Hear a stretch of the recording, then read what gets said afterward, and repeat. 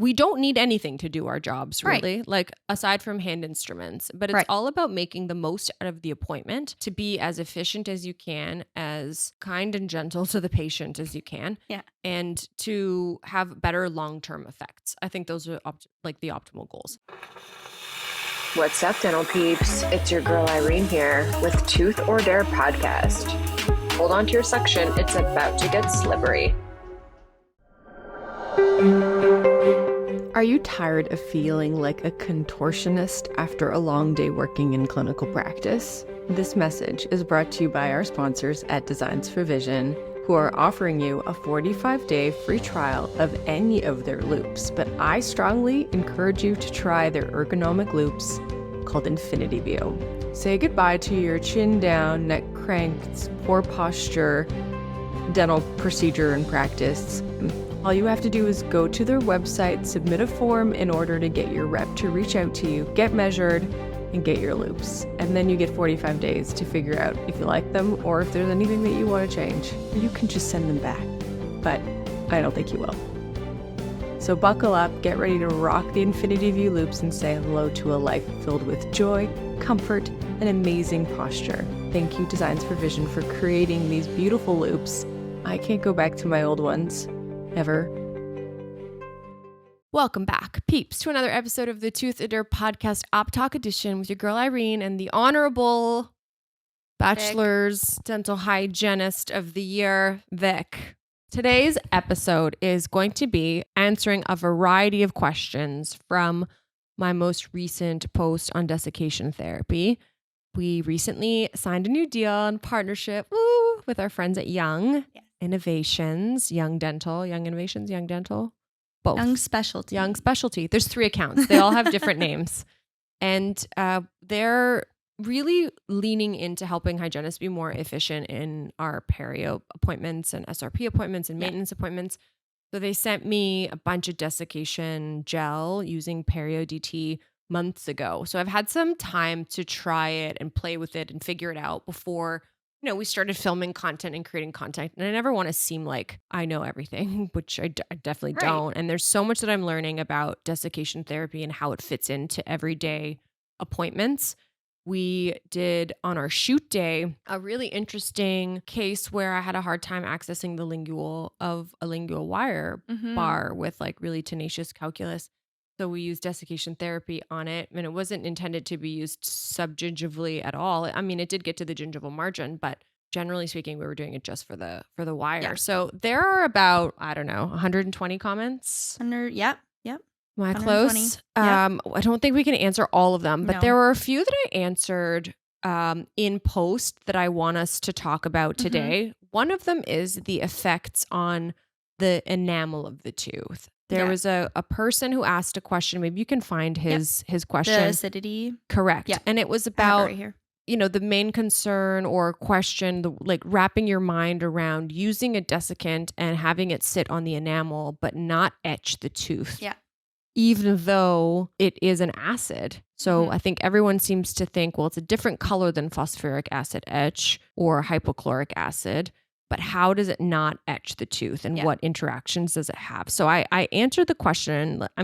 Why don't you read the question while I find it? Yeah. So I was introduced to desiccation gel prior to the Chicago Midwinter Dental Convention.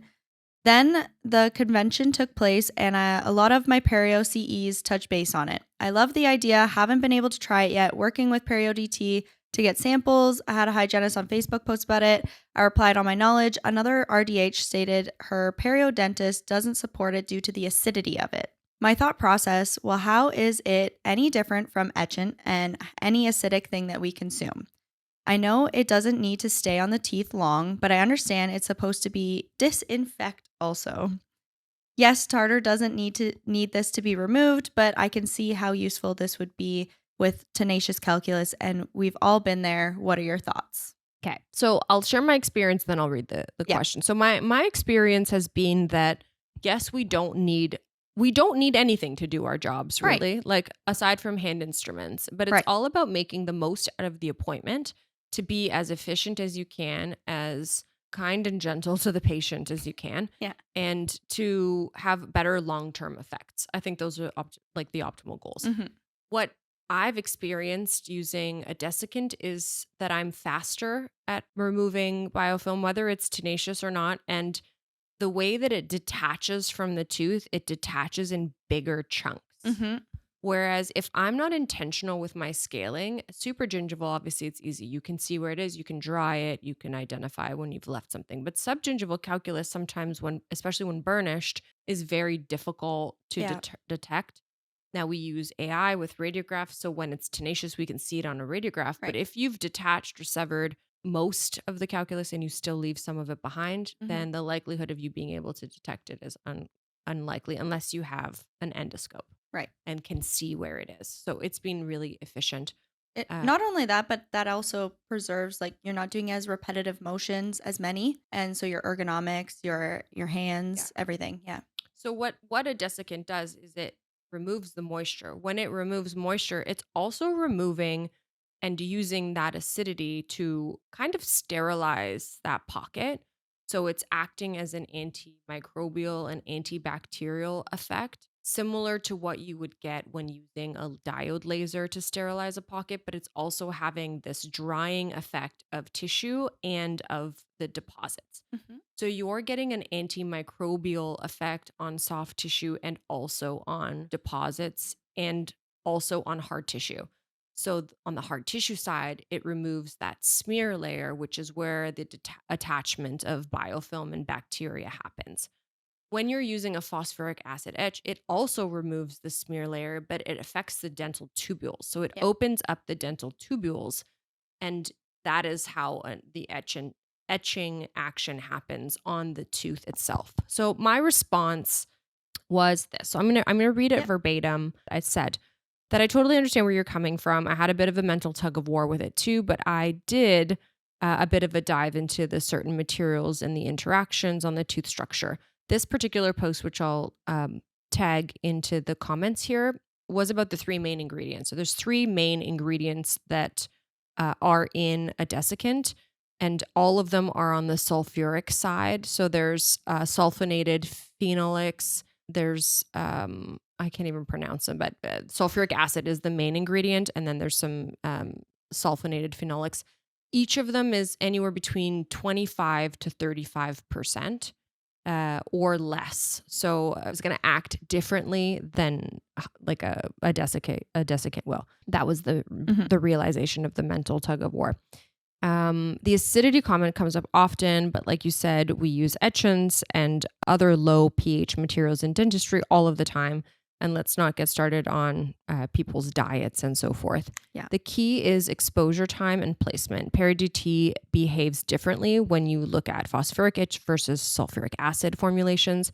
I'll do a breakdown to tidy things up a little bit below, but he basically nailed it on the head by saying that they're very different, especially when it comes to following with good irrigation, in this case, air polishing to remove any residual or residue and to keep it kind of as a full picture. Part 2 of that was the chemical component. So phosphoric acid etch is a 35% phosphoric etch, is designed to etch. It's a low viscosity pH. Its contact time is optimized to create micropore sites in enamel and dentin for bonding. Whereas sulfuric acid is usually between 25 to 35%, which is what's found in PerioDT. Different story. It's formulated for biofilm disruption, not mechanical etching. It's buffered with sulfonated phenolics to act as proteins in the biofilm, not on tooth structure. So it's a soft tissue interaction and a soft debris interaction versus on a hard tissue interaction. So they don't behave the same way. They don't have the same buffering. They're buffered differently. They don't have the same depth. And just because it's an acid, it doesn't necessarily mean that all acids have the same effects. We see that in the skincare world. Yep. There are a variety of different acids that you can use on your face. Some of them are safe. Some of them are not safe. Some of them have different interactions in the sun, like retinol is a form of a protein and an acid. You can't use that when you're in sun exposure. So all of these, like, azelaic acids versus hydro something. So anyways, they don't all act in the same way. Yeah. So that was a really great question. It was. That we should really talk about regularly. The next one was, do you use it sub G? Yeah. Yes. So the answer is yes. Now I use PerioDT, which comes in a gel form and in a liquid form. I like the liquid form for deeper subgingival pockets. I replace the tip. It comes with a kind of cannula looking tip. So it's longer, it's got a bit of a curve to it, and it's got a wider circumference. And by wider, I mean a fraction of a millimeter. But for really deep pockets, I prefer the blue acid etch tip. So it does screw on evenly. Yeah. I prefer that, and I straighten it out. Mm-hmm. So mine kind Makes of sense. comes in a what, like I try and straighten a little bit so I get a little bit more angulation. And then I go in with my probe first. I figure out where that depth of that pocket is. I kind of put the probe up against the tooth, and I feel like I'll try and feel for calculus with my probe to make sure that I've gotten in and over it and around it.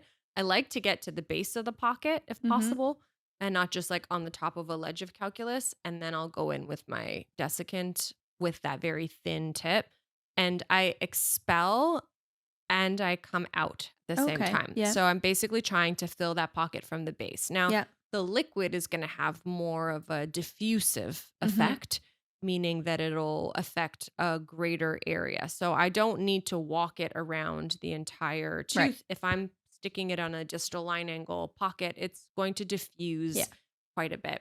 So I like to do that. I stick to using the gel when I'm close to the gingival margin or above the gingival margin on supra, but I definitely do Makes sense. Yeah. now you need to flush that pocket out because the indication for use is between 30 to max 60 seconds. Right. So you need to be able to flush that pocket out in the same way. So Yeah. your air water syringe is not going to get to a 7 millimeter pocket. I have a like a monojet syringe with a very thin tip on it. It's the same tip that I use when I irrigate with hydrogen peroxide. And I fill that with water from my shot glasses, my little metal shot glasses, before I even place my desiccant. Yeah. That's a good You idea. need to be prepared. Absolutely. I also use HV.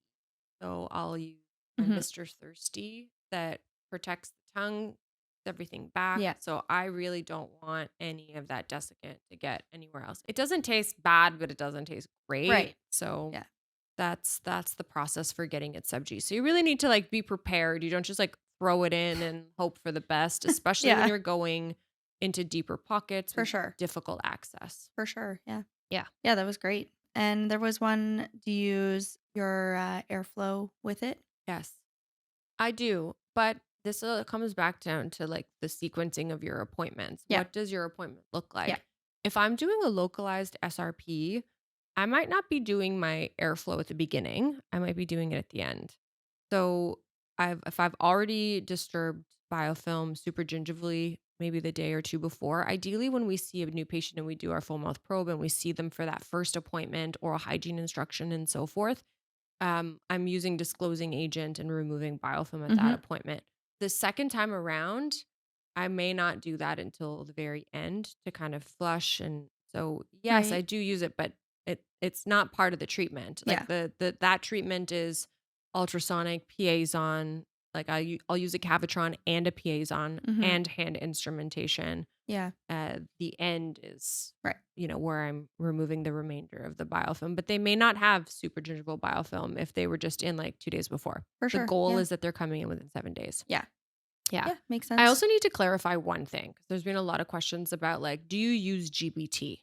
Yes. And I want this to be a real because GBT and guided biofilm therapy is a proprietary pinwheel and circle and process that was developed by the manufacturers of this particular device. It is their philosophy to how it should be used. Yeah. It doesn't have a place yet for adjunctive therapy. When someone says, "Do you follow GBT?" my immediate answer is no, I don't.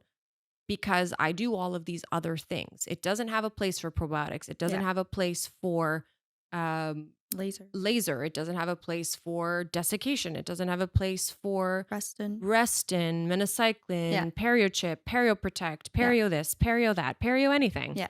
It goes around in a circle and it's basically saying based on these things is what you do. Yeah.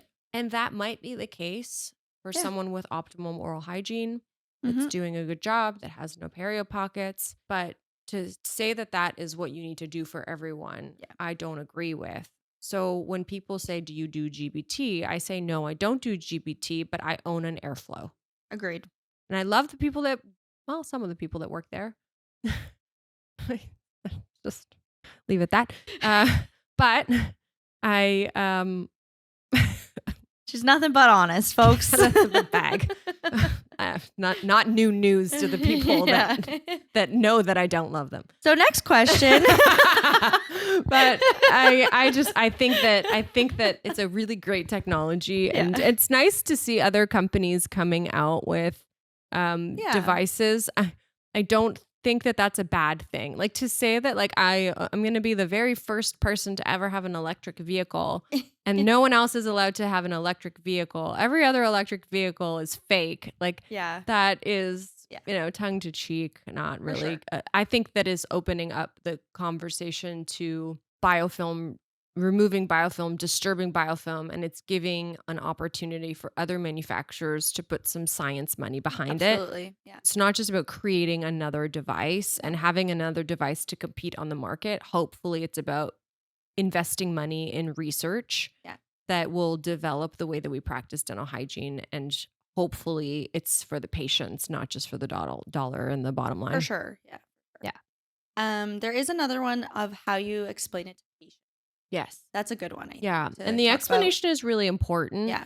Especially if their gums are going to change a little bit, color a little bit. So I tell them, and I'm going to kind of pretend that you're my patient. Yeah. So during your therapy, what I use is a very specific type of gel that pulls out the moisture out of the tartar that's either under the gum or above the gum line, the stuff that you can see or the stuff that you can't see, but I can feel.